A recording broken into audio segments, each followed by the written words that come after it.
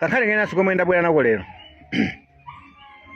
ndikokhuza nzika zomwe zinachoka mdziko munomo kupita maiko ena zimapita munjira yosiyana ena ukapeza chithandizo kuyena makapezako ntchito malinganaso ndi mmene pamalawi pano palili. So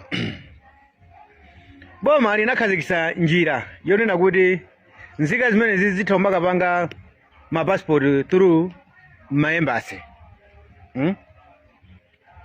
Ndikudziwa kuti mwina ndondomeko imeneyi yakhazikitsidwa maiko osiyana. Koma kwambiri ndikambe dziko lomwe ilili lomwe likumapita amalawi ochuluka kwambiri lomwe lili South Africa. Kumene kuku papezeka kunena kuti nzika zambiri zikumatha kumapita ku embassy kumakalipira 500 rand komanso 50 rand ya passport photos. Zimene zikachitika kumene koko zikumapezeka kunena kuti pamakhalanso process yonena kuti atenge ma details amene wa receipt imene yalipiridwa ku embassy kuja, then akatumiza kunoko m'bale wawo anyamuke akalipire passport ija kuti ituluke ku immigration. Vuto ono likumakhala kunoko akapita wachibale kuna kuti akalipire passport ijayo akumanena kuti iyayi zimenezozo sizinayambike. So funso nkumati poti mukuzindikira kunena kuti kunoko kupanga ma passport aku embassy sizikuchitika, nchifukwa chani mukuwalola anthu kuti azikalipira ku maembasi eko? Chifukwa chani mukuwalola anthu kuti azikapanga ndondomeko ya passport through ku embassy pomwe mukuzaona kuti olakalipira umene kuchako 500 rand 50 rand ya passport photos kunoko zinthu zonse zikuchitika?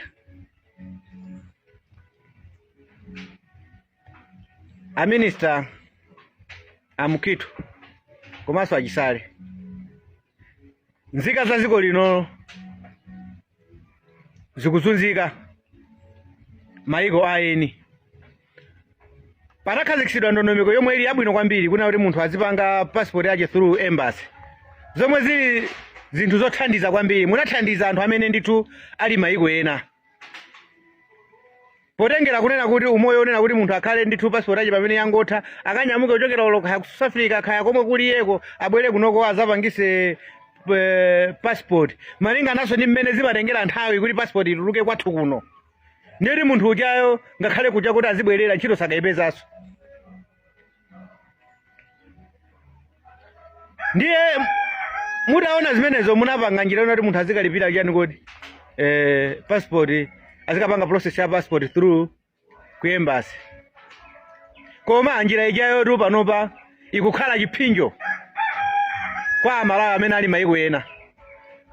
Chifukwa akakalipira ndalama zijazo kumene kuja ku embassy imene ijayo kuwapasa GR ijayo jeni receipt ijayo kusoza kuti munthu wadusa process yonena kuti wapangisa akufuna kupeza passport through embassy, zikabwera kunoko zinthu zija sizikuchitika.